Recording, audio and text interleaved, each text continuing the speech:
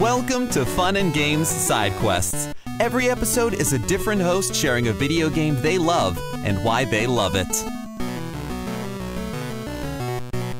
Hey everyone, and welcome to another milestone episode of Side Quests. I am the series producer and one of the hosts of Fun and Games, Matt aka Stormageddon, and we've got something really special for our 300th episode. I wanted to do something big and something I've actually kind of been planning for a while. But before we get to that, I mean, you know why you're here. You clicked on the link, but I want to introduce the folks on the panel for this special episode of Side Quest with me. Of course, I am joined by my co-host, the one and only Geoff Moonen. Hi there, everybody. And, of course, we have the legend, the one, the only, Kenneth Shepard of Kotaku. Kenneth, thank you for joining us. Yeah, thanks for having me. I didn't realize it was going to be so special and milestone, like a milestone episode. Me? Yeah. Little me? You little old What? you. So before we get into our topic du jour, as it were, Ken, why don't you tell the listeners a little bit about yourself and the kinds of stuff that you do? Sure. I am a staff writer over at Kotaku, so you can find me there Monday through Friday. By night, I co-host what once was a bi-weekly retrospective podcast called Normandy FM. Now it's just kind of a whenever we get the time to record an episode podcast where we kind of go through games book club style. We've done Mass Effect, Dragon Age, Shade Empire, The Last of Us, Final Fantasy X, Cyberpunk 2077, and we are now slowly but surely working our way through the Nier series. That's me as far as the internet is concerned. Well, we're so excited to have you. We are, of course, here to talk about Persona 5 Royal. We are going to talk about Persona 5 as well, but I've only played the Royal version, so that's what we're covering. I suppose if someone says they want to cover regular Persona 5 for side quests, sure. Technically, we're covering both, but I'm really excited to cover this game, and Ken is like one of the three biggest Persona fans I know. Geoff is the other one. And then shout out to Cam Hawkins, who I'm sure will listen and who we love dearly, who has wrong opinions about who the best romance option is, but it's okay. We still love him. But yeah, we're talking about Persona 5 Royal, and specifically Persona 5, which came out in 2016. It is a turn-based RPG developed, of course, by Atlus. Persona, a series that started off as a spin-off of the Shin Megami Tensei series, which is really interesting to me because I always forget that since they mostly dropped it in the later titles and the more famous They actually titles. dropped it with Persona 5. They did. Oh, really? They had it with all the others. Oh, interesting. That's fun. Yeah. 3 and 4 were still Shin Megami Tensei, certainly on their PS2 releases. Yeah, and so this came out for PlayStation. Well, now it's on everything, but it originally had come out on the PS. It says PS3 and 4. I didn't realize it was a dual release. That's interesting. Yes. Amazing. And the original was, I don't fully or vanilla was. I don't remember if Royal got a PS3 Royal was just release. PS4, but the wild thing, it is wild to look back, like the original reveal trailers for Persona 5 were just PS3, and what a different world we would have lived in if that had been the case. I know, right? So many less of us would have played it, that's for sure. But it's now on literally everything with its later release as the Royal version, and then, of course, the mostly everywhere as of October of 2022. And before we get into the game itself, I would like each of us to talk about kind of our experience with the Persona franchise, and then our experience specifically with this game. I'll go first because mine is likely to be the shortest. I played Persona 5, the original, sometime in 2017, I think. A friend sent me his copy because he was done with it. I played about 10 hours of it and said, I don't like this game. I don't want to play it anymore, which is very weird. I played it on the PS4. And I'm typically a huge fan of turn-based RPGs. I love the Shin Megami Tensei series, especially 3 Nocturne was one of my favorites in the franchise. And so I was kind of surprised that I bounced off this, but I did. And then fast forward to October, let's say early October of 2022, and a friend of the show, one Wesley LeBlanc, was doing a new gameplay today of the Switch version. And famously, anyone who knows me knows I love RPGs on the Switch, on handhelds. It's my preference to play them. And I watched the new gameplay today, and Wes was talking about how astonished he was how well it runs on the Switch. It looks great. And I also agreed. And I was like, I feel like, Ken, we talked about this a little, when it was coming out. I was like, should I get the Switch version? I don't know. And then I ended up going to Best Buy and buying it, and fell in love with this game. It took me over a year to finish. I finished it December of last year. because I took my time with it and I would interrupt it with other new games that were coming out. But I ended up absolutely falling in love with it. I have also since started a playthrough of 4 Golden, which I have not finished, but I will go back to at some point. And then, of course, 3 Reload, as of when we're recording, just came out. And I will play that once it's handheld. Although technically, I guess I could buy it on Steam and then it would be handheld for me. But I fell in love with this game. I think being able to like turn it on and off whenever and kind of take it with me and like play it in these bite-sized chunks, which I associate with handhelds, is what really got me into it. But it has quickly become, as I like to say, one of my favorite RPGs of all time that I will never play again because I will not have another 120 hours to spend on it probably ever. But yeah, so that's my experience. Why don't we go to Geoff and then Ken? Geoff, I know you love the Persona franchise as far as I know. Yeah, actually. And when compared to other franchises and long runners that I'm a dyed-in-the-wool fan of, Persona's relatively recent. Persona as a series was one that, and there's still a handful of these out there, that I look at them and I go, I have not played a single moment of the game, but I know once I start, I'm going to love it, and this will become my personality for at least 6 months and then just become part of who I am. Persona is definitely one of those, and I think I remember hearing Last Surprise as memes in everything all the time. You'd see the menu thing pop up, and I'm like, this is the most stylish goddamn thing. The music's incredible. And the Royal Edition came out October 2019, and I was reading reviews about it, and it was just talking about the quality of life updates. Do you need to get this if you've already played through vanilla? Well, I hadn't played through vanilla, and it was kind of okay, I'm going to grab a copy of this. I think I got it on sale at a Best Buy or something, and I still hadn't played it. And then I was talking about this with a good friend of mine who is also a Persona fan, and went, okay, play the other games. Play 3 first. It's an incredible game, but they make so many improvements in later games, you can't go back. Have to play that first. So I, in lockdown, played through Persona 3 Portable and played over 100 hours of that.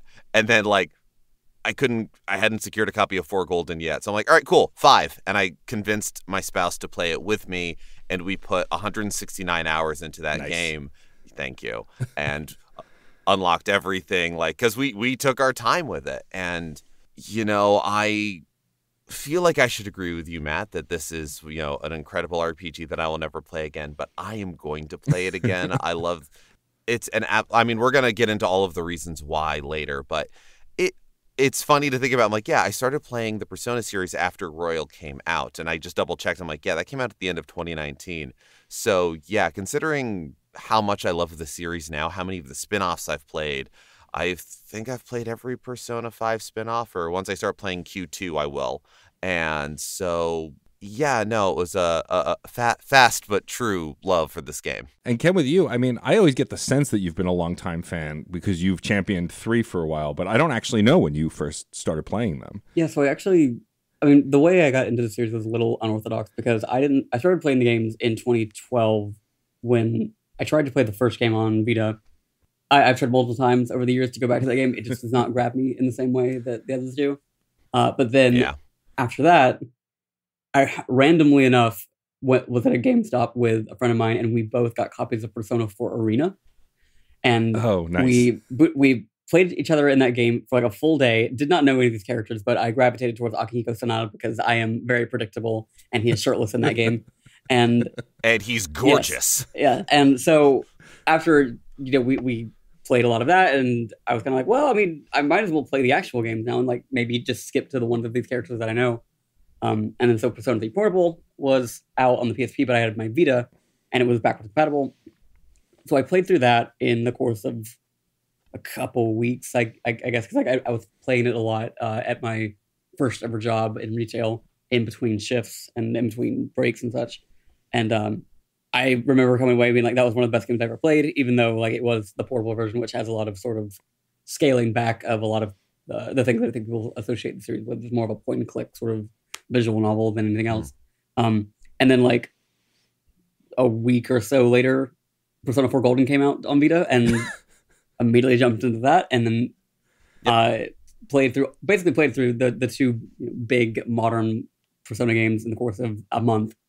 And between playing those games, playing all the spin-offs, watching the anime, which the Persona 4 anime is actually underrated in a lot of ways. I think it's actually it kind of kept Persona 4 in my life for a lot longer than the game. Because I've never played Persona 4 Golden again. And I had not played Persona 3 again until Reload came out. So that was the first time in 12 years that I'd ever seen that game through from start to finish. And so by the time that, Persona 5 was coming into the mix, I'd been a fan for, I get the math of that is like 5 years or so. And then Persona 5 came out, and it was kind of revolutionary in my mind in terms of like really, because obviously Persona by that point had been very huge in my life, but this was sort of the game that solidified that, this is going to be something I take with me forever. I even got a tattoo of it now. And, in the time since, I think my relationship with the series has gotten a little more prickly, for a lack of a better term, because with age, I just kind of recognize a lot of the problems that the series have. Although I think Reload has given me a lot to assume that they are maybe sort of ironing out those kinks in possibly future games. But yeah, Persona 5 came out, lit my world on fire, and then when Royal came out, I played it for review initially, and that was just as the pandemic was starting. So it was very serendipitous, because it was, Persona 5 is a game about your power of friendship, and I was like, I can't see any of my friends now, so like this is my sort of replacement for that, for like, I guess, social interaction. But also, it's about in the messy way that it is also about like recognizing systemic failures and how leadership is incompetent or is always out for themselves as opposed to the greater collective. And so it just kind of hit at the right time, even if the circumstances for it to be the right time were as tragic as they were. And so like in the time since, I played basically every game that's come out. I've never gotten around to Persona 2, but I own it on my Vita, and I've just never actually gotten to it yet. Tried to go back to Persona 1 again, it's like still was not jacking me. So I think I'm probably done trying that.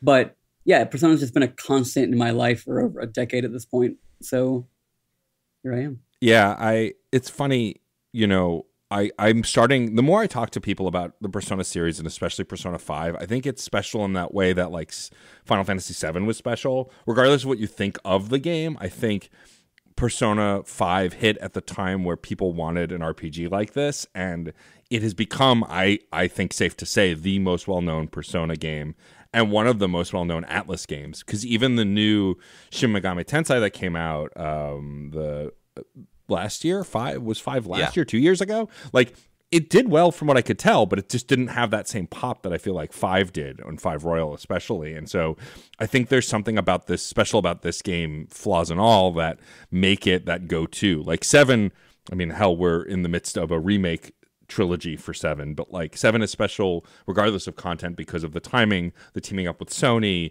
the new graphics, how stylish it was. And like, you can say the same for this game. I mean, it's easily one of the most stylish and coolest looking RPGs I've ever played. Like, I never got tired of getting into fights because of how they start, and I never got tired of fights because of how they ended. Like the running into it's just all really smooth and polished. And I think to start, like, I want to really talk about just the vibe of the game and how it feels very modern. And I think it's why a lot of folks say if you start with 5, it's hard to go back. I don't think I'll have that problem just because I still play a lot of retro stuff, but I am definitely going to play 3 as Reload at this point because I think it just makes sense. But I think it's just really one of the most stylish RPGs I've ever played, and I think it goes into like the kind of culmination of all its parts. It's not even one specific thing, I think, that makes it the most stylish game. It's kind of the sum of its parts.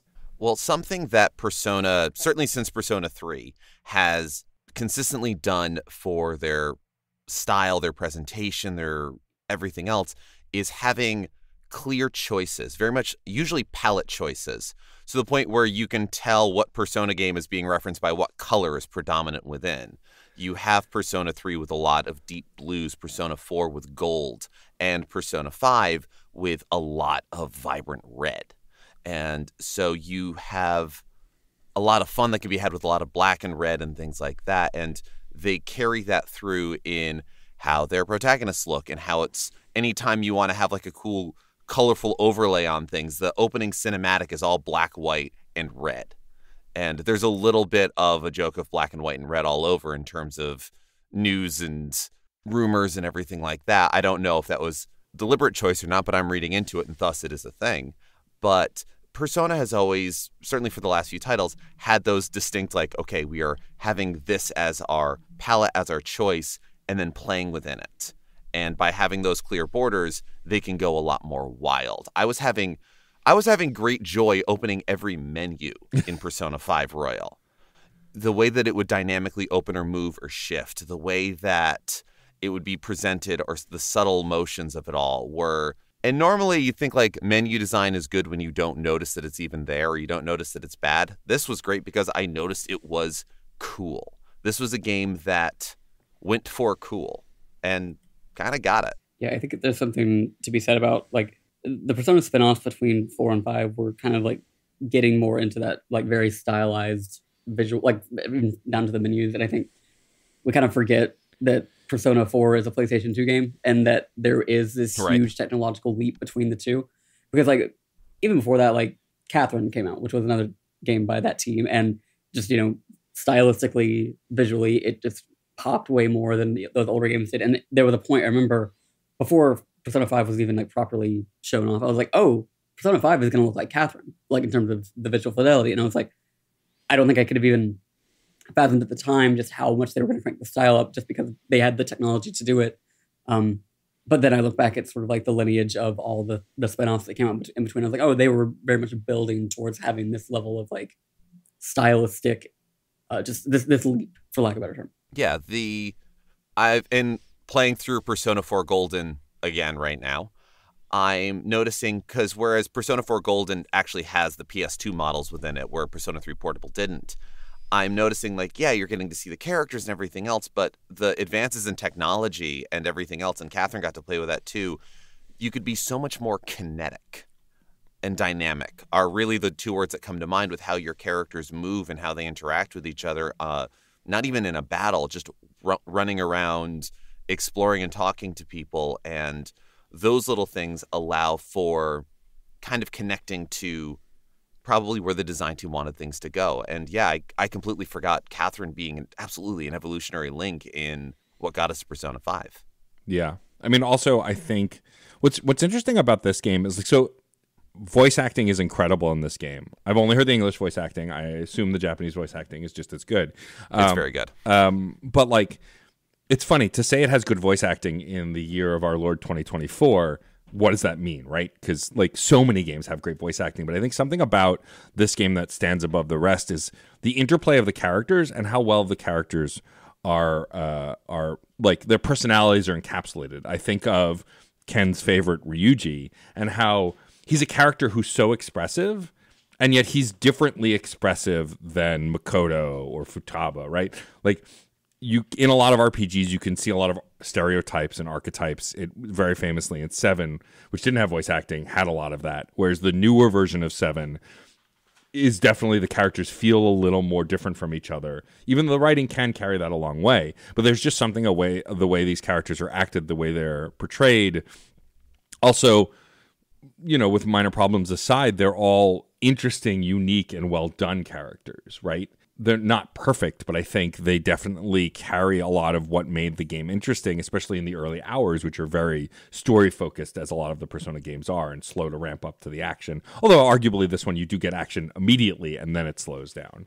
I was about to say, yeah, thinking about how Persona 3 and Persona 4, they both start off very much of like, I'm in a new school, I'm meeting new people.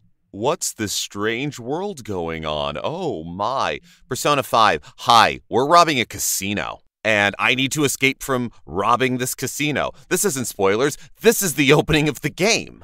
And it takes you from there, and you do get into a little bit of that slower opening, but you have, actually, the Final Fantasy VII comparison is apt. What Final Fantasy VII did as a PlayStation game was shake up a lot of things. There weren't a lot of cyberpunk or not steampunk, but cyberpunk style RPGs at the time. And while Midgar wasn't the entirety of Final Fantasy VII, it had an industrial feel to it. And you start with the bombing mission. You start with a dynamic demonstration of the game in a compact fashion so you don't get overwhelmed, but you still feel the thrill of it, because you would get overwhelmed if you had everything. And the same is for Persona 5 and Persona 5 Royal, where you start off with this is what we're getting towards. This is what you are going to be anticipating for a while, for hours, tens of hours.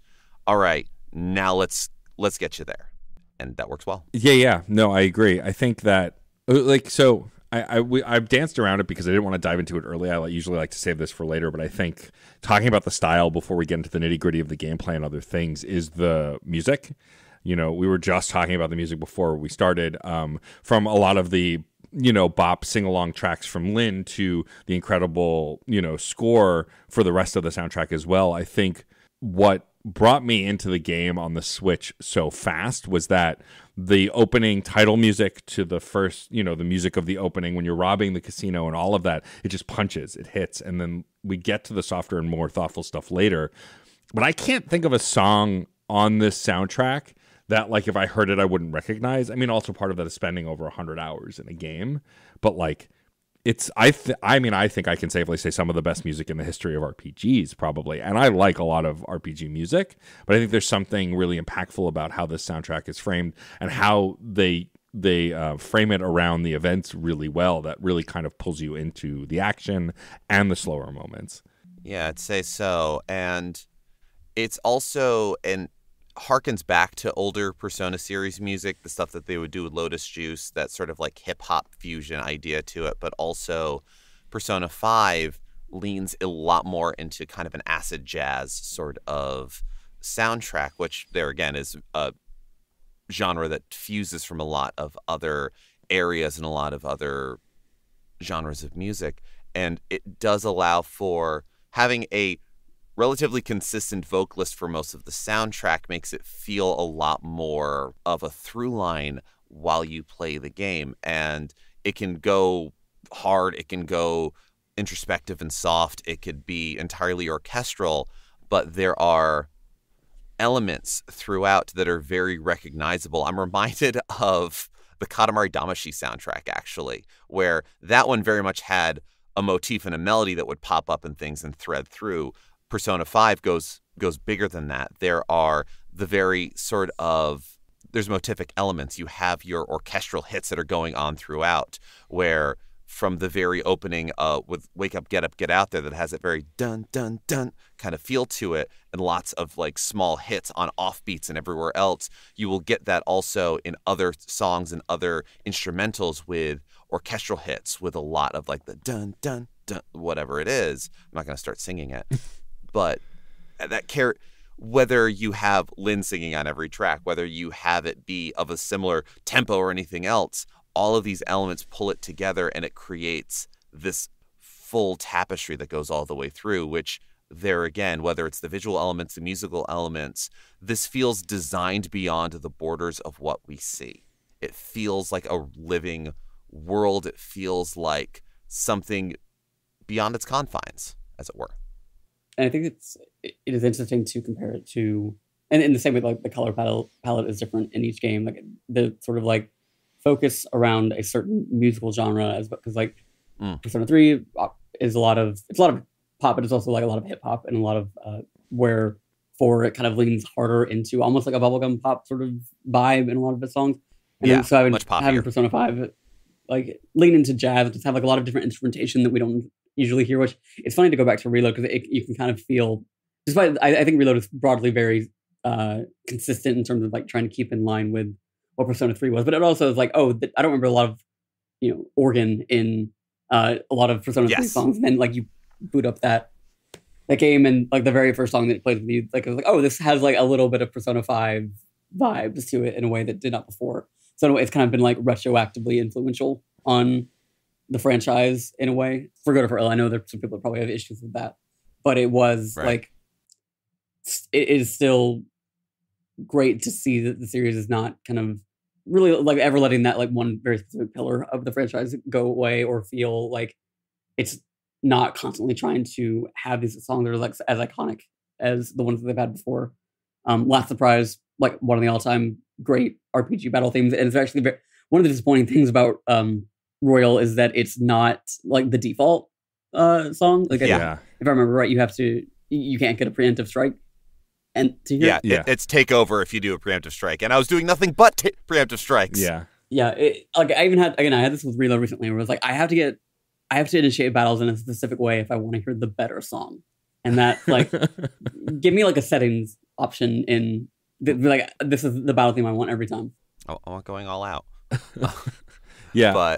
And actually, it's funny that you mentioned the organ. I was going to mention that too. Yeah, Persona 5 also has those consistent instrumentations. And on a personal note, if you use electric organ, Fender Rhodes, whatever in your arrangement, you've given me points. Like it's one of my favorite instruments. It's one of my favorite musical sounds. And so, yeah, no, I'm one of those people. I just got my copy of Persona 3 Reload. I haven't started it up yet. So knowing that, I guess the Persona 5 engine, per se, includes organ in your music kind of makes me happy. So I'm one of those. Yeah, we should shout out, of course, Shoji Meguro, who did the composition for the soundtrack. It's occurring to me, like, I think why I like especially Royal so much is I'm a big Cowboy Bebop fan. And, like, not just, like, stylistically, but for sure, like, I don't listen to a ton of jazz, but jazz with a twist, like the Cowboy Bebop soundtrack, like this soundtrack, definitely hits me more. And I think it's because I like jazz that like does something more than just being jazz, though I like, jazz music as well. But like when it delineates to other things, it really kind of pulls me in. And I've not really ever made that comparison between that anime and this game, but yet I can see it stylistically, some character-wise, and for sure musically. What do you consider just jazz, Matt? I don't want to turn this into a music debate about things. I think more classical stuff, right? Like more like slow tempo stuff, kind of more contemplative stuff. I mean, Bebop. I know that. Got it. Yeah, I think jazz, at its core, can be very experimental from the start. That's the whole point. But it absolutely is. And if you're looking at music from the 40s that was being daring and going, well, that's old people music. Well, yes, and so is My Chemical Romance. Okay, don't do that to me. I will take myself down in this, Matt. Yeah, it's fine. But yeah, no, I mean, I think what I mostly mean is that like when it gets kind of a little even more avant-garde or kind of like more electronic jazz focused stuff is where like it makes my heart sing a lot more. We talked about the battle theme. We talked about some different songs. Obviously, Last Surprise, the MVP of the soundtrack, though I think all the Lin songs and like the whole soundtrack is really great. We should talk about the battle system a little bit. So it's funny, Ken mentioned something that didn't occur to me. I don't know how this battle system is different from the base game, if it's different from the base game. Because there's a couple improvements. Right. I know for one thing, your handguns, your firearms in the game that you can use to do gun damage and everything else, the ammo reloads every battle. When you run out in a battle, you run out. Apparently, in vanilla, it would only reload at the end of the dungeon excursion. Huh. So, if you've got 6 shots, you've got 6 shots today versus 6 shots per battle, which is the first one feels more realistic. We are also entering into the greater subconscious through a cell phone app, and it changes our clothes to do badass representations of our idea of rebellion. We can reload every battle. This is fine. Yeah, it's also like considering there are enemies that are weak specifically to gunfire, like making that such a limited resource just kind of feels unfair to some degree. Yeah. So it having that be just like something you kind of default with every battle is definitely the way to go. Broadly, though, I mean, and this again is colored by me having just played Reload. I think Persona 5's battle system has a lot of like the really cool like stylistic sort of like a rhythm to it that is interesting because like the sort of idea that you chain together weaknesses and baton pass so you can create an all-out attack and kind of wipe things out. But something I've noticed when I went back to play Persona 3 is that like I do feel like Persona 5 has kind of shaved off some of the edges of the things like different weapons had like different sort of like types of damage that they did. So like a arrow is a piercing damage or a sword is a slash, and that those had different weaknesses and resistances that they worked within. Whereas everything like melee attacks are kind of all like universal in 5. Yeah, and that was just like one example of like that's a microcosm of I think a larger problem is that Persona 5 does end up kind of just becoming a Pokemon game. Like okay, everything's got its weaknesses, everything's got its advantages. And just it's a matter of switching your personas around to accommodate for whatever you need to. where it did feel like 3. Well, I think 5 ends up kind of leaning on gimmick fights a lot more. Like its boss fights, for example. Like, they've always got some sort of new special mechanic that is meant to kind of shake things up. But those happen like 8 times in the course of the game, where the sort of random battles that you're doing often do end up just kind of becoming that same sort of loop over and over and over, where Persona 3 and 4 to some extent had a lot of like just the regular shadows that felt like they had, strategies baked into how they were built. Like there's a shadow that you can face that absorbs physical attacks. And so but they also cast like enrage on all your party, so you lose control of them. So in like one round of turn, you can completely heal them because you can't control your characters just running in and doing a physical attack. And it feels like there are a lot fewer instances like that in Persona 5, and that's just something that sticks out to me, is that like there's a lot of, I don't want to say it's like style over substance, because I don't think that like it's that, in terms of like the actual bones of what you're doing, it's a lot of the same stuff. But I think just in terms of enemy like design and strategy, I think 5 is probably one of the weaker games in the series. I think part of that too is you're actually fighting the personas themselves rather than all the cool shadow designs in a weird way. And yeah, no, you're right. Playing through 4, I'm remembering that there's also a lot of almost gotcha moments with enemy arrangements where everybody, these enemies are weak to this element, but the other enemies in the formation will absorb it, or they reflect it back at you. So if you don't absorb it, there'd be a lot of those issues going on. You're right. Lots of little light traps that they don't have to take up 15 minutes out of your day. You've just got to stop and think for a second. Conversely, the notion of, and in that same sort of way, rather than just having the one more and pressing the weakness, the baton pass allows you to kind of string together chains, which is very satisfying when you can do it. But I think you're right. Like a little more challenge in the enemy formations would have really elevated that, because let me tell you, going back to Persona 4 Golden after playing 5, I didn't know I'd miss high fives that much.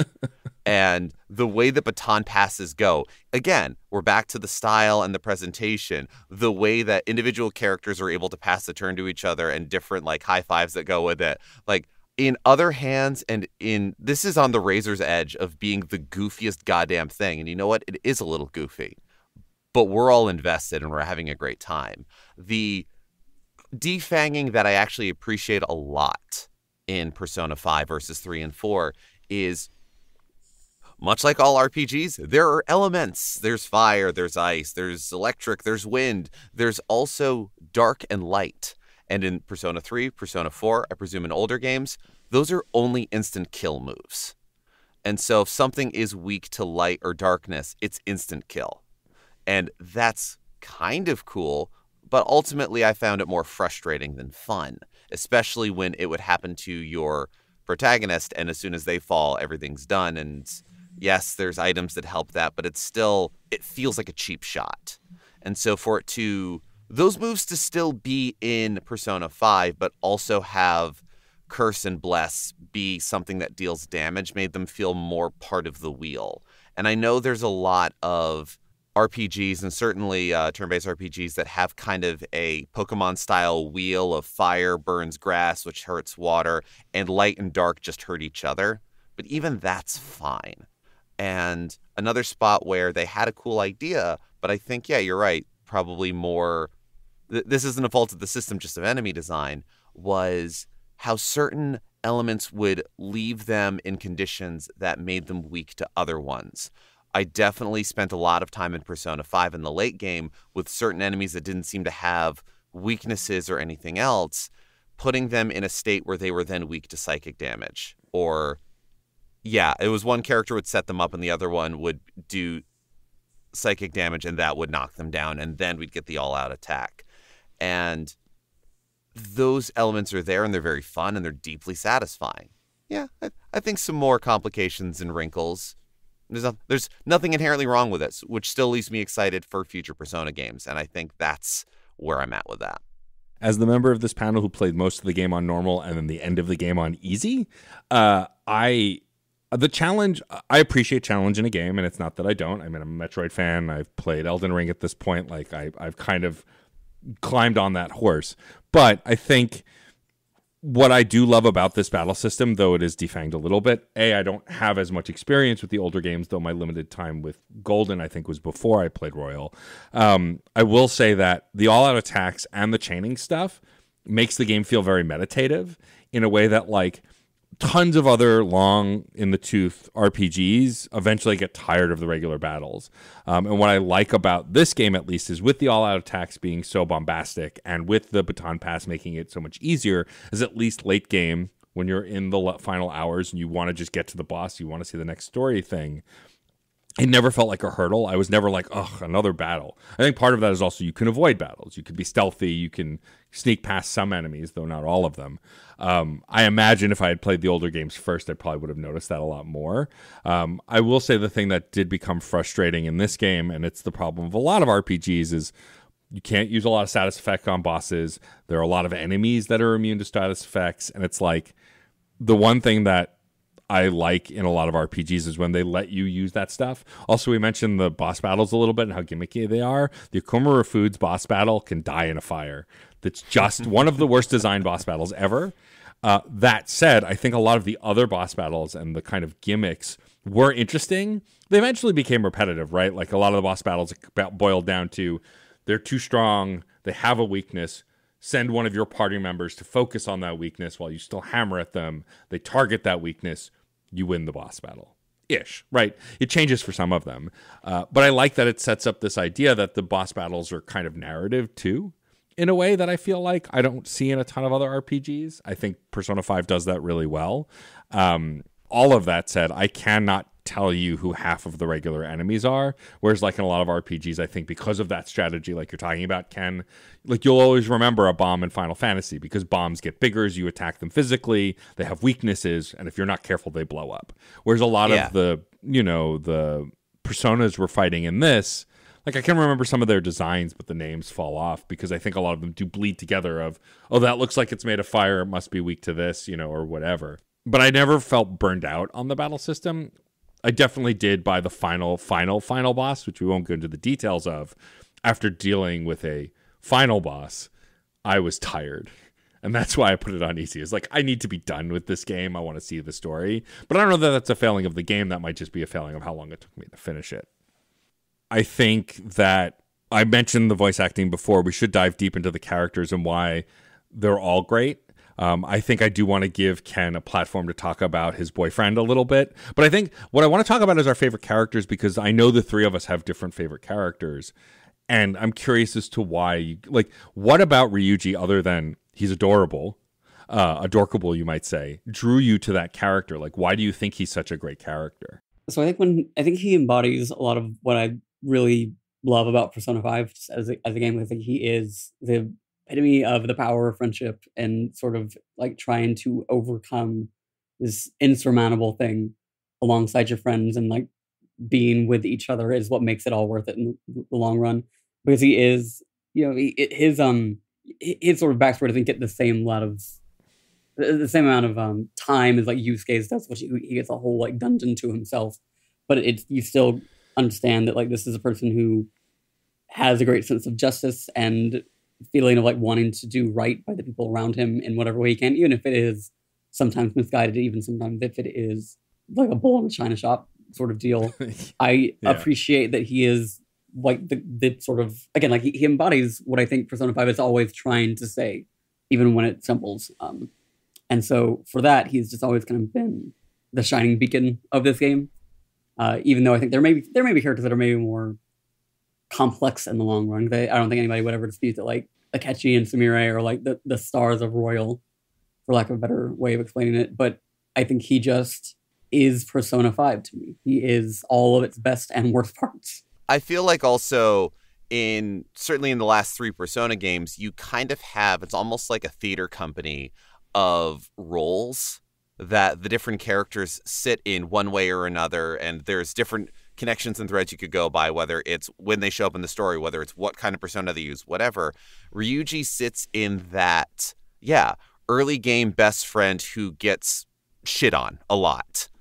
And those are in 3, 4, and 5. And I hadn't thought about this before till you just said it, Ken, but I think you're right that role sort of they end up fulfilling or embodying what the game is about one way or another. Ryuji is definitely the most successful at it.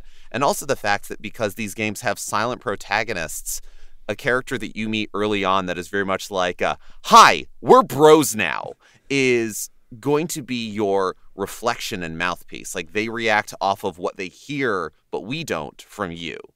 And so, yeah, what could Ryuji be but the power of friendship? And as far as those characters are, whether it's Junpei or Yosuke, or in this case, Ryuji is one that, he is. I also love him because he is ADHD mess representation, and I need that in my life. And it's like he can't be my favorite character. He's too much like me.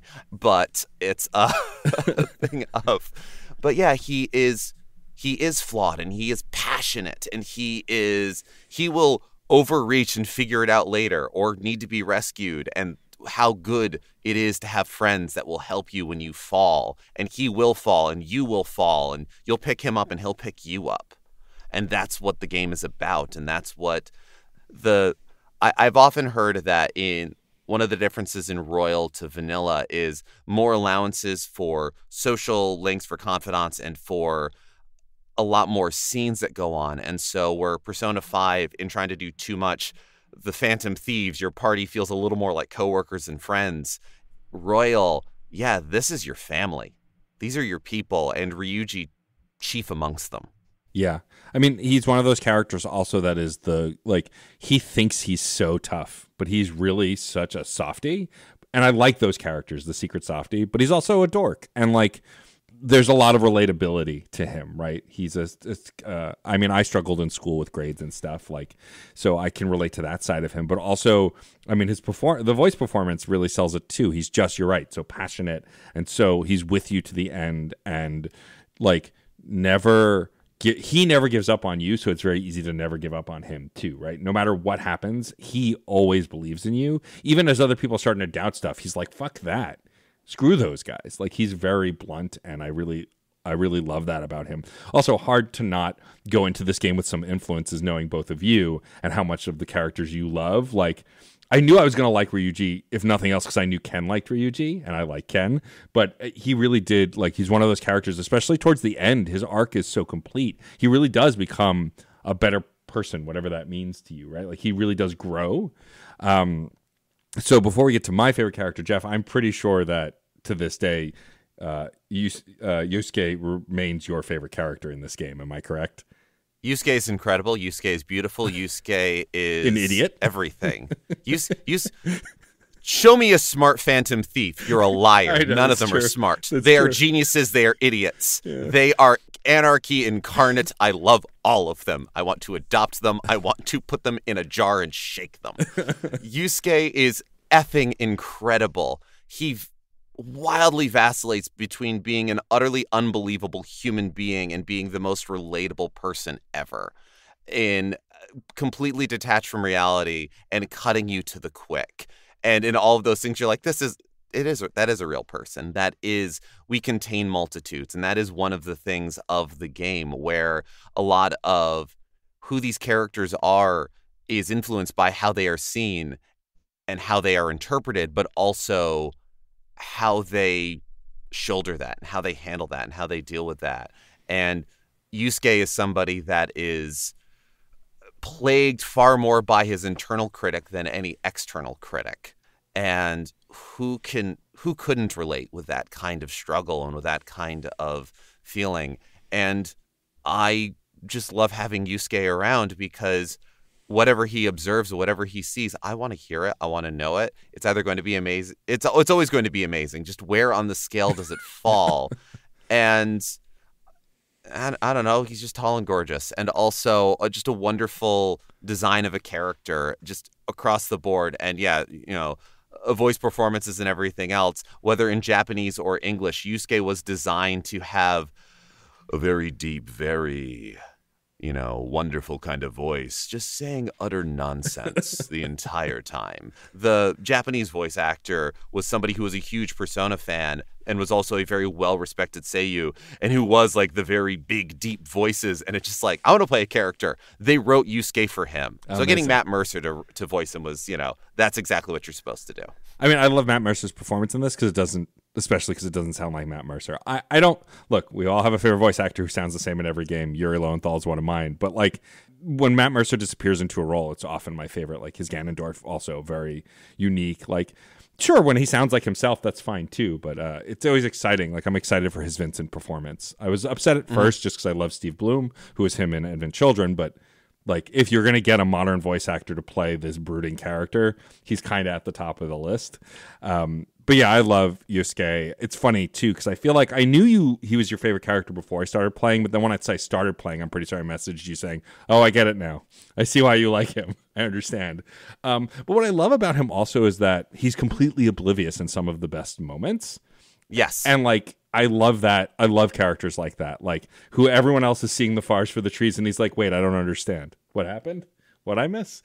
Like, it's just, it makes, because that's something else we haven't talked about in this game, is that there are a ton of like laugh out loud, fun, funny, joyful moments, even when things are going to shit. And I think characters like, especially Ryuji and Yusuke, get a lot of those, right? Because they're portrayed as like the buffoons a lot in a lot of situations. And I think that's fun, especially because even a character like An, who is a bit of a ditz, is rarely played for laughs that way, in the same way that like kind of some of the male characters are, and that's a nice change of pace. I and also like, I love his love of art. Like, I love art, I love painting especially, and so like his love of art is kind of so translatable in the game. I love his passion. Yeah, absolutely. And I also love they give everybody kind of little animations and stances. I love that Futaba like gremlin squats everywhere. Yusuke has the sort of like weird little finger motions that he does, and like weird little stretches that he does that remind you that like, yeah, this guy probably is hunched over a lot and is often hungry and is often whatever else. And so these like little releases that he does gives this sense of not overly fidgeting, but of reality, I suppose. And yeah, no, they definitely, they will objectify and sexualize the women, and they will stupefy the men. They will make them idiots. Yeah. So it's funny. I think my favorite character broadly is Morgana, just because I like the companionship that grows. But like, I think who grew to be my favorite character beyond Mona, the mascot of the game, is Makoto. And I think it's because I see a certain side of myself in Makoto. The cop? The cop. No. Yeah. I don't think she really wants to be. No, but I mean, yeah, that's that part of the, well, yeah, spoilers, I guess, but that part I don't love. But what I do love, at least at school, is like this wanting to do good, wanting to be a good person, but then discovering that you're kind of a snitch and you kind of suck, and then like learning to wrestle with it. It's why I ended up as the main character, romancing her in the game, is because I liked her growth, and I thought of all the characters, she was the most interesting to pursue that with, because she was so kind of down to earth once you got to know her.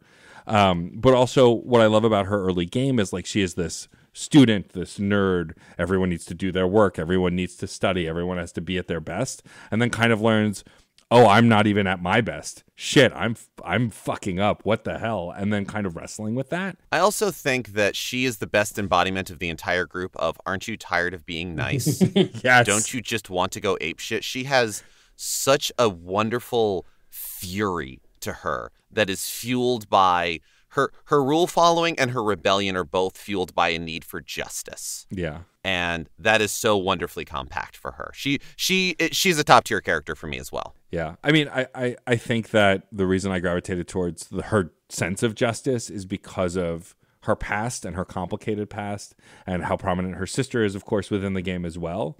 I do think it's interesting, though, Ken, that you said Ryuji is one of the few characters who doesn't really get a dungeon focus, right? Because even in the beginning, like, she's the focus of that first dungeon, sort of, right? Because of what she's going through and what her best friend went through.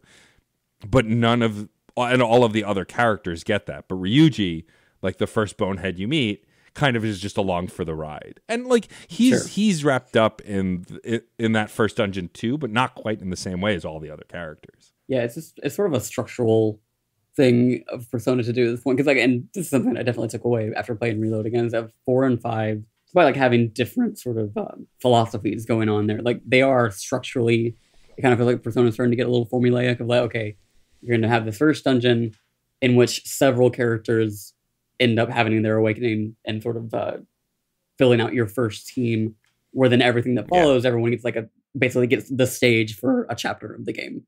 And it does mean that a lot of the early characters don't necessarily get that same gravitas to their introduction into the world, into the party. And that's something that I kind of hope that they're going to change in Persona 6, because I think that was, again, like playing Persona 3 has made me realize just like how much 4 and 5 learned a lot of good lessons, but maybe not all the right lessons along the way. Because Persona 5 is very much like there's a structure that Persona 4 set up that it just kind of like grafted everything onto. And I think it does, by and large, end up not doing as well for certain characters as it does others. And that's something I think that they really need to be cognizant of in 6. Yeah. And I would argue that probably their design intention was having those characters that join your party early on, as it's like, okay, fill out party, go, is you see them more in social interactions. Characters that join the game in the last dungeon, where you have characters joining your party, are often a little more of a, oh, do you want to max out your links with them? Race for it. Go as fast as you can. Try to fill these things out. And you get fewer breathing moments of getting to know them, getting to see them, getting to, the kind of thing of, yes, this is a game where you can romance characters, and that kind of thing of, well, I don't want to be weird. I want to only romance one, because video game monogamy and all that. But, okay, I start romancing this character, but what if in 20 hours I meet a character I like way better? It's also a little lopsided, but just the nature of the game. But you get more with characters like Ryuji and An. They're in dungeons with you more. There's more scenes with them. You get to know them differently. It's a sort of, I guess, push towards subtle interaction, subtle whatever. They're part of those scenes more often. I don't know if that's necessarily better or worse. It's just simply where it is or what it is. But, definitely the formula can be shaken up. And we haven't really talked much about confidants or those visual novel aspects of the game yet. But I am not a huge visual novel player, not necessarily out of disdain for the genre or anything else, but that's just how things have fallen for me. But the Persona series 3, 4, and 5, because, what are 1 and 2? Also foundational, but not germane to the modern Persona, I suppose. Those visual novel elements are kind of fantastic and a neat way of breaking up the dungeon crawling and the RPG setups there. And Persona 5 Royal definitely does a really nice job of incentivizing those links, those confidants, as well as giving you a lot of room to do them. Yeah. Because this works on a calendar system, very visual novel. Not everyone, but this is one of those where, the choices you make of what to do during the day take up segments of the day. You don't get every time segment every single day. Circumstances happen. The calendar moves on. And you can choose to spend time with different people, and the choices you make and items you give and whatever else can improve those. And it's almost mimetically hilarious how every time you meet a new person, there's just kind of like, oh, and this is how they're going to help you in your phantom thievery. Personally, I find it funny. Or it got weird and then it became hilarious. But something else that Royal does versus Vanilla was giving you more opportunities to take time and more avenues to build your relationships with characters. Because sometimes you could take friends to places where you could have conversations with them. And there's only a few conversation options that pop up, but it also improves characters if they're ones in your party. You can do other things of improving your character, improving your relationships with them. And they also, certainly compared to Persona 4 Golden and Persona 3 Portable, do a much better job of indicating to you if you're a little adrift, okay, what can I do and where can I go? Who is around and who can I reach out to? it was a lot easier to just check the subway map and look at who's around and what's available versus guessing or going through 3 or 4 different menus to maybe piece it together. And that sort of streamlining, always appreciated. Yeah, I think the visual novel elements are done really well here. I mean, anyone who listens to this show knows I'm no stranger to visual novels. I still won't shut up about Boyfriend Dungeon at this point, and probably never will. But like, I think that what's fun about these moments is that you get to grow with people besides who are in the folks who are in your party. I mean, I'm sure no one on this call can relate to Mass Effect, a franchise that's never come up. But like how you can befriend folks both in your, like get close with people in your party, but also just members of your crew who aren't on every mission with you. I like that this game does that as well. And like, I'm a sucker for that kind of growth and seeking relationships and friendships. And I think it does it really well. I think not all of the conversations are great or fun, but most of them are. And I do appreciate how you do get some choice of like where to go hang out. Although every time I get a text from Ryuji in the middle of the night saying, hey, let's hang out all day together tomorrow, I'm like, motherfucker, do you know what time it is? Leave me alone. Yeah, he has ADHD. The boy doesn't sleep. He doesn't have a cat that's not a cat saying go the fuck to sleep. It's true. But like, I do like that you can like choose to hang out with folks all day, and then you get a bunch of different stuff. They'll message you.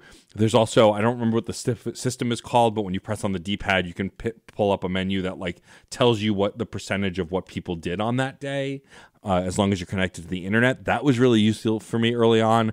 Eventually, it didn't matter because I just wanted to spend time with certain characters until they were maxed out and then moved on. But like in the beginning, having that option of like 60% of the people went to the doctor today, 40% hung out with Riju, 20% hung out, whatever. Like that really like laid it out as like, oh, I do have options. I don't just have to do this one thing. Because, you know, in a lot of other RPGs, it's very much you follow this beaten path until you find a side quest, do that one side quest, and move on. I like the relationship development in this game, and I think the visual novel elements are a really good part of that.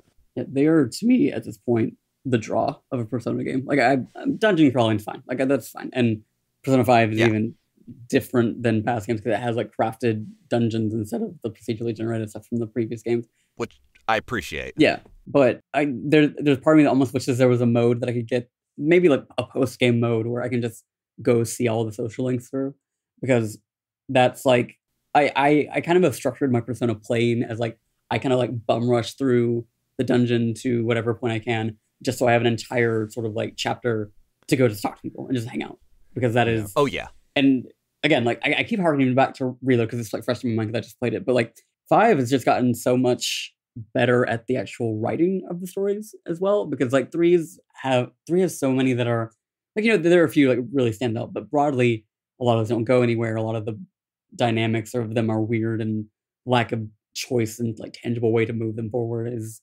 very of its time. I think like it was sort of, you know, them sorting out the beginnings of what would become a sort of a regular system for each game. But by the time that they've gotten to 5, like all this, okay, not all. There's some stories that I actively avoid in both times that I played through this game. But broadly, it's just like I feel like I get more out of those than I do the main plot most of the time, just because again, like that formulaic sort of structure that Persona has now doesn't necessarily jive with me. And a lot of I appreciate the overall themes of these games, but like when it gets into like the very heavy-handed symbolism and sort of and I think 5 honestly that's more of a bigger problem for 5, because like, okay, you go to the mobster's palace and all the people are ATM machines, and it's like, wow, so profound. So like I would have never thought of that symbolism, where I think 4 had, you know, it was just as overt, but I think like the sort of nuances of what it was trying to communicate were maybe stronger. Although I think I have come around to all of these villains of this game are cartoonishly evil, because that's how cartoonishly evil those people are in real life. So that's fine. Yeah, because I think also there is still a randomized dungeon crawling element to Persona 5 in Mementos, and basically going into the Shibuya subway system and just running around and fighting shadows, which felt very classic Persona 3, Persona 4. And it does show a contrast where you do still steal hearts and change people by going down there, but those people are kind of doing some dirtbag things but they're not as so cartoonishly evil as to break free of what Mementos is and have their own arena and realm. It kind of reinforces its own narrative of, if you are such a weirdo scumbag of some sort that you have broken out of the collective unconsciousness of people's bad thoughts and weird distorted desires, that you just have your own vacation home in this, you know what? Yeah, you're probably going to be a bit of a, yeah, this is what's going to happen. And I do appreciate when, like, yes, that is a little bit of us sitting here going like, well, maybe they mean this, but it actually didn't take that much. Like, I have definitely done some overreaching when it comes to Persona games. That one isn't so crazy. But yeah, no, but you're right. The game itself, playing through all of the palaces and doing all of that, is a fun heist game. It's a cool bit of cat and mouse. There's all these cool twists and turns that go on. But yeah, it's when you get to spend time with all the different people around you that the world gets filled out, that you really get to explore those themes of public perception and private perception and how those reflect on each other and how they can influence each other, the power of rumor and the power of friendship and all of those. And that, again, reinforces the mechanics of the game, because when you increase those confidant levels, your personas get more powerful. And they even encourage you. It's just like, it's basically like, get friends, you get powerful. Like, you can be powerful on your own, more powerful with friends.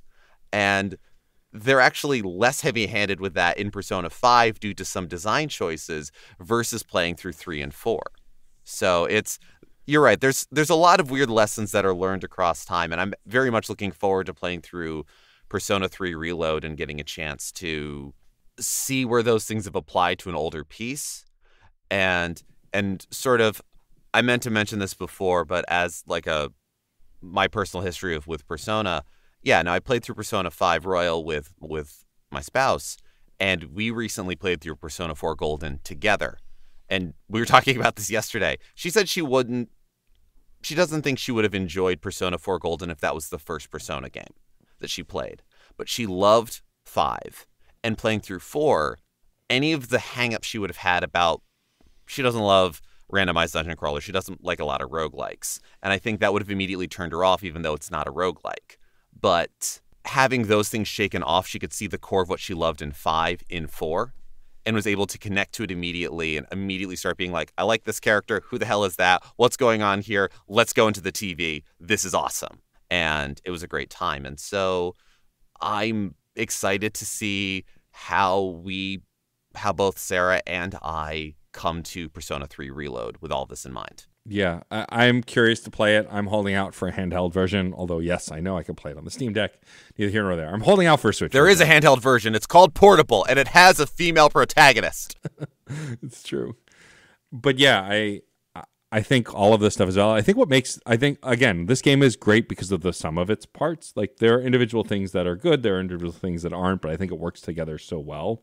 And again, I think a word we come back to is very streamlined, very stylized, and I think that's what ultimately is this game's success. I think also coffee. Well, also coffee, yes. I do, like, as a coffee drinker, every time what's his name geeks out about coffee when you make it, just so you can bring coffee into the dungeon, like, and telling you the kind of beans and where they grew and like what's like, I love that shit, and I didn't even know it existed in the game. Yeah, all of your lessons with Sojiro are wonderful.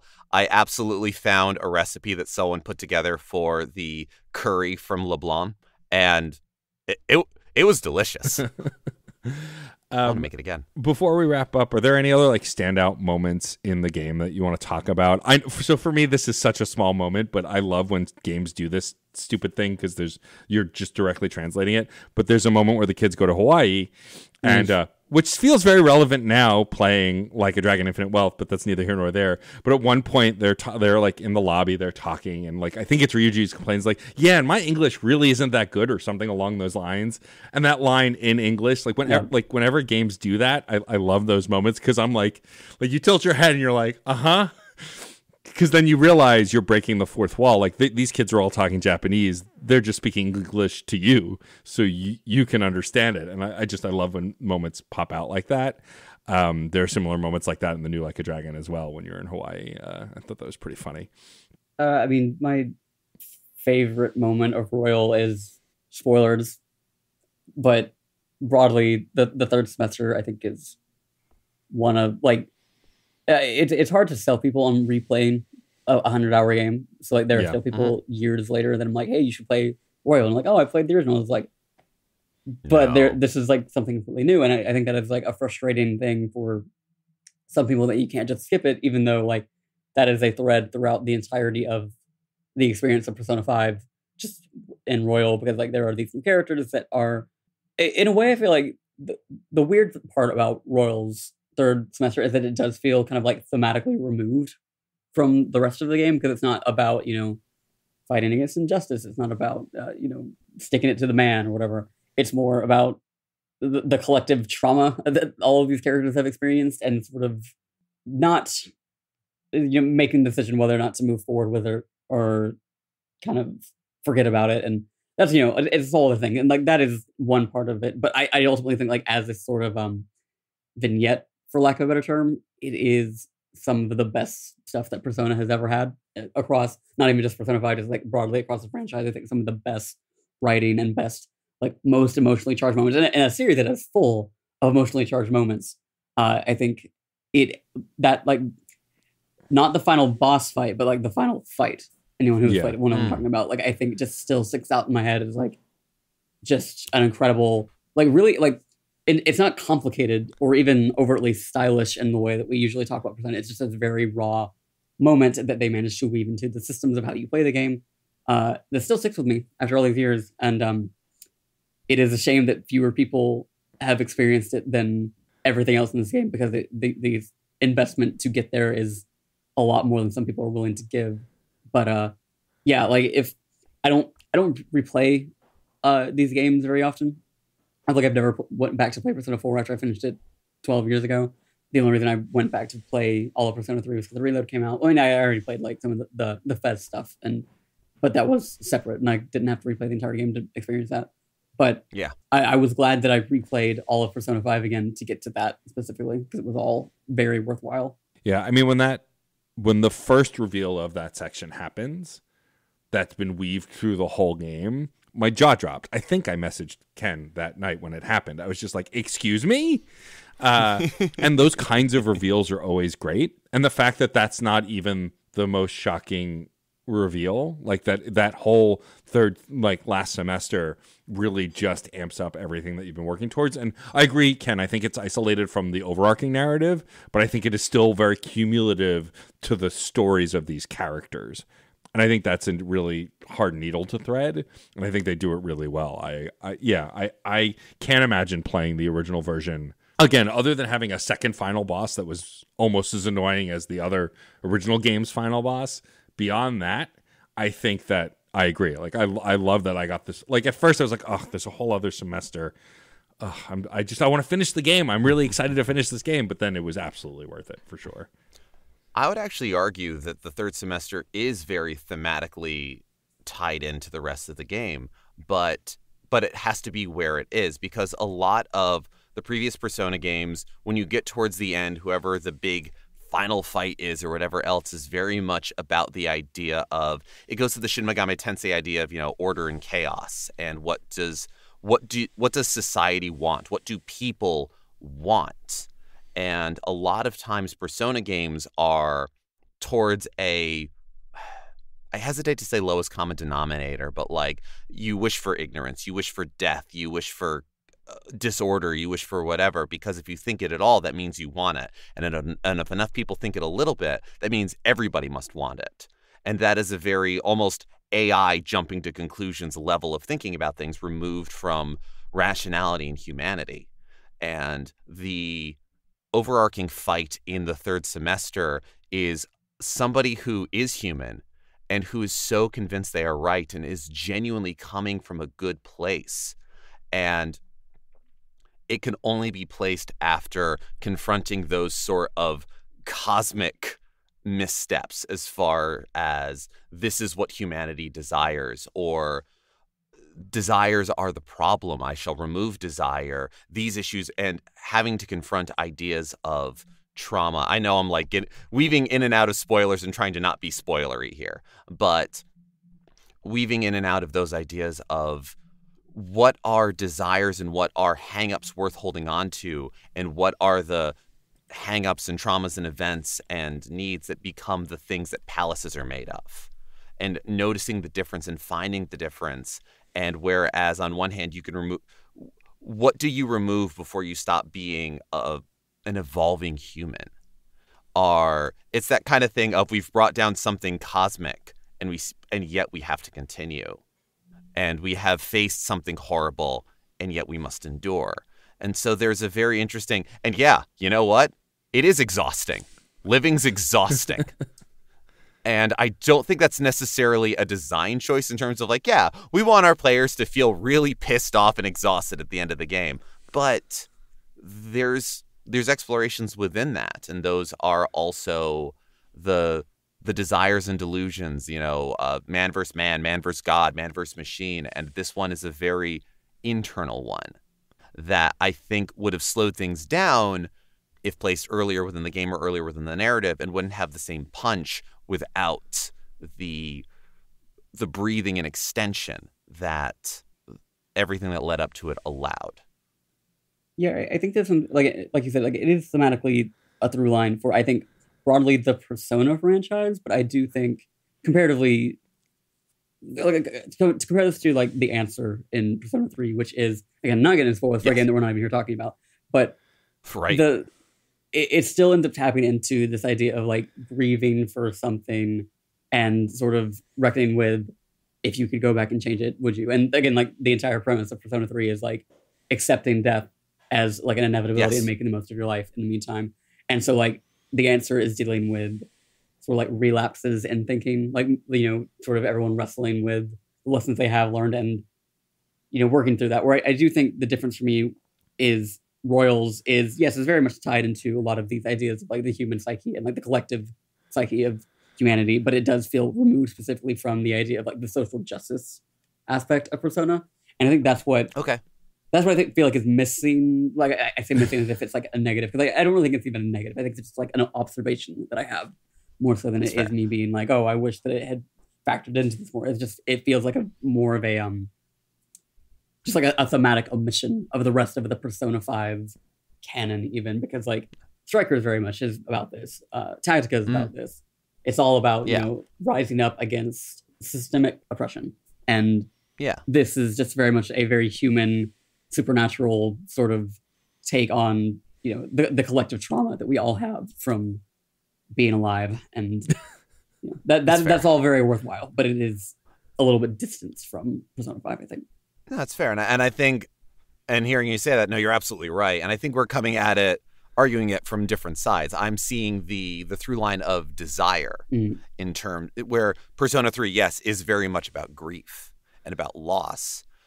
5 feels a lot more, justice and desire, and how those can get away from us, and how too much of any one thing and whatnot. And that's not the only theme, and that's not what I'm putting forth as this is exactly what Persona 5 is about, and you're wrong if you say otherwise. But it's because you're right, the breaking of cycles and everything else is just as much what 5 is about.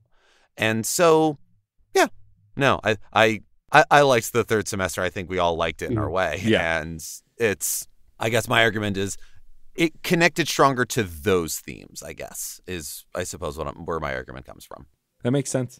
Geoff, do you have anything else you want to call out before we wrap up? Because I know we could probably talk another hour on this game, but this is supposed to be the shorter form show in this feed.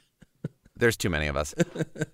I really enjoyed Caroline and Justine, your Velvet Room attendants. Yeah. The past few games, ever since there was Velvet Room attendants, there was sort of either a sense of elegance or a sense of what have you about the folks that are helping you out in the Velvet Room, where you make personas where you're very much dealing with the more supernatural elements of what's going on. And the Velvet Room in Persona 5 Royal is incredible and wild, and I love it top to bottom. But your attendants are children in cop outfits that are just trying to be tough, and in some ways are stronger than you will ever be, and in other ways are just children. And there are points where You get scenes where that don't take up any time, but they're standing outside of the Velvet Room door being like, we want to understand the human world more. Take us to an amusement park. And all of those scenes are so wonderful to me. There is a certain amount of removing yourself from your day-to-day and seeing how an outsider will view the things around you and taking a moment to it, and also seeing wildly different interpretations of everything. If all you have is a lens of control, how do you see things? How do you see fun? How do you see service? How do you see anything else? And those were those things that are fun till they're serious and serious till they're fun. And I like having those in a long game. There's innumerable scenes that I could talk about that are either spoiler heavy or anything else. Like, yeah, we could be here all day. But I think as a contrast to some of the moments y'all were talking about, which are excellent, I like them as well.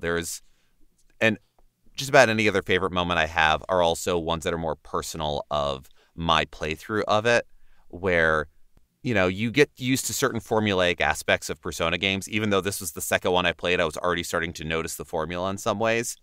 And seeing where they broke it, sometimes it was like, oh, what a cool improvement. And other times it was, oh, that was deliberate and it's biting me in the butt. Oh my goodness, kind of moments. And those were also favorites. So I'll just say the Velvet Room attendants are wonderful. Yeah, it's funny you mentioned the Velvet Room, and I completely, like, there's a ton of stuff that happened to the Velvet Room towards the tail end of the game that again, my jaw was on the floor. Like, I just didn't. I think what I love ultimately about this game as an RPG is it was full of so many more surprises than any games I had played recently.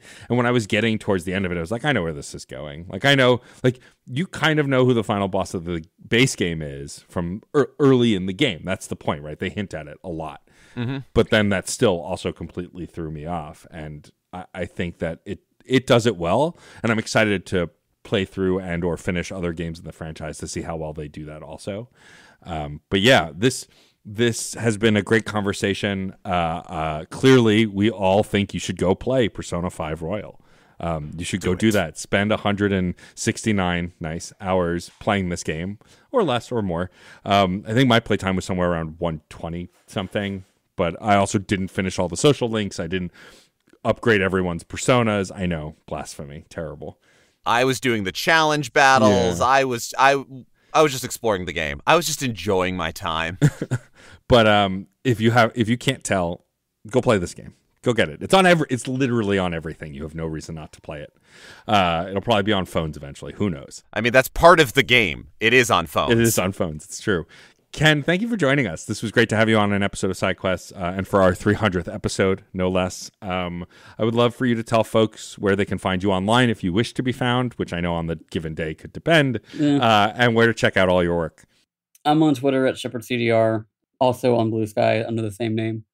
You can find my work every fucking day at Kotaku.com, and then Normandy FM on all your favorite podcasters whenever I decide to make one of those episodes. Yeah, I'm around. You are around. Awesome. Definitely go check all that stuff out. Thank you for sticking through this long episode based on a very long game. We appreciate each and every one of you. We have a Patreon. If you go to patreon.com/funandgamespod, you can join at the free tier and get our articles, all of the regular episodes and SideQuest episodes. And then if you join at any of the paid tiers, you get little bonuses from us, like our love and affection or actual shout outs and bonus material. Geoff and I do a monthly bonus show where we do what every other video game podcast do and talk about what we've been playing in the news, but we put it behind a paywall because we're backwards. But no, seriously, thank you to everyone who joins us. I'm going to throw it to Geoff do we read the Patreon shout outs on SideQuest, the bonus episodes? I don't think so. I don't know. It's been a while since we've done a bonus episode. I don't think we do. No. So just thanks to our patrons. You're the reason we get to do all this cool stuff. Absolutely. And also, if you have a chance, rate and review this podcast and any other podcast. Go rate and review Normandy FM on your podcast platform of choice. It really helps us to get featured and other folks to find the shows. What else? We're part of the Certain POV Podcast Network.